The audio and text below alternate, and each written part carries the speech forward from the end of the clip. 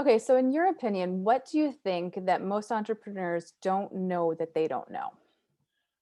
Nicole, that's a great question. I think a lot of times what I first off realize what entrepreneurs don't know is what they don't know. And it sounds like a play on words, but the reality is too often entrepreneurs they're so into what they've either created, they've thought about, they spend a lot of their own energy, their own money on, sometimes family money, friends get involved, so they lose really perspective on what it is they're actually trying to achieve with whatever they've created. They still think it's probably the best thing that's ever happened in the universe. And sometimes they are good ideas, but they lose perspective. And so, in short, it's really about what you just asked. What they don't know is, and sometimes they fail to realize they need to know those things. So, how would you advise any entrepreneur to uncover what it is that they don't know? And also with that, what are the most pressing things that they don't necessarily know? What are Well, the most that's, important things for them yeah. to learn? Let's start out with the second part of your question. One of the most pressing things is funding. And it seems so patently obvious to anyone that in order to move forward with an idea or a concept or a product or a device of any kind, that funding would be the easiest thing. And I think what entrepreneurs sometimes fall in the trap of thinking that everyone will believe passionately about what they've done as they have. And as a result of that, the frustration level is super high with entrepreneurs when they be told no, thank you very much, it's very nice, and that the funders or investors are very polite, but they also don't think that this is going to go anywhere. And because you're playing with someone else's money in terms of investor funding, it's not as easy to gain that confidence from other investors. Right. So, what would be your advice to entrepreneurs to seek out help when they do discover what it is that they need help with? Well, it's usually about trust, and often in entrepreneurs don't handle feedback very well, critical feedback. Meaning, I've seen too often where someone will say, hey, I want your opinion. And I'll ask them, well, do you really want my honest opinion, or do you want an opinion that makes you feel good about whatever it is you've done? Many times the entrepreneurs say, no, no, I want to hear the critical feedback. And then you give them critical feedback and you never hear from them for quite some time afterwards because they're licking their wounds of, oh my God, I got bad feedback. So maybe in a way to answer your question more broadly is they don't accept feedback very well. And so as a result of that, I think often entrepreneurs need to find that one or two people or one or two organizations that they really, really trust, that they're willing to say, you know what, we accept the feedback, we can take the criticism, we got big shoulders, and because in that kind of feedback, they get good feedback as well. But often, like any other human, when you get told that your child is ugliest in the room, you shut everything else down. And so often the entrepreneurs need to start with people they trust and be strong enough in their conviction that hey, they're going to get some knocks and they're going to get some critical feedback that maybe isn't pleasant, but certainly is helpful along their progression and their journey to seeing a fruitful either investors coming to their table or other people that collaborate with them, and that it's just not this is the best thing in the world. I have one more question for you. So, Sure. you talk a lot about how the entrepreneurs, um, it's hard to take that constructive criticism sometimes because you're so close to it. So, what would be your advice to kind of separating yourself from your business, from your product, and not taking things so personally?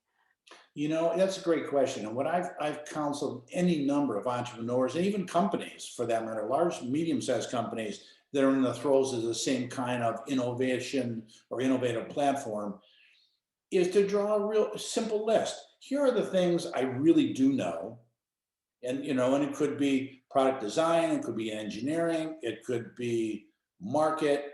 And here are of all the areas that I really don't know. And really be honest with themselves or with their organization, with their company, with their existing investors, because it's the only way that entrepreneurs can really get at the salient issues and try to find those people who are experts, whether it's the customer experience, whether it's in supply chain, whether it's in finance, whether it's in regulations. And so it's a simple chart. Here's what I really know and really good at and what I can become an expert in. And here's the areas I don't know. And then try to seek out those people who are the experts in those areas, who will either for a small minimal consulting cost, or maybe bring them on as a full-time retainer advisor to your organization as they start to build out what it is they're trying to create. Because from that, it helps them then assess, okay, now I've got experts in a lot of areas. I've seen this happen recently, even with a young investor or a young entrepreneur who came to me for advice through the law firm that in fact he was working with to get patent issues resolved. They recommended me to him to give him even some more broader perspective. Now, whether that goes long-term or not is not as important as it is the entrepreneur to realize that, hey, you need these other people. Nothing is for free. Either people want part of the potential innovation, either as a partner, long-term or short-term, or you pay them right up front. But it's worth it because what you're going to get is good, sound, critical advice and just help build whatever you're trying to create even stronger and better. And so it's kind of going along with this idea of you don't have to go it alone, that there's no need to be the only person doing all of the work. Right. And to your earlier question is, what is it that they don't know? I tell you, after everything we've said, one of the big pieces is the market and the customers. I've seen this too often where entrepreneurs, and for that matter, any organization, create from within in the corner office or in the basement or in their garage, saying, "I know the market will love this."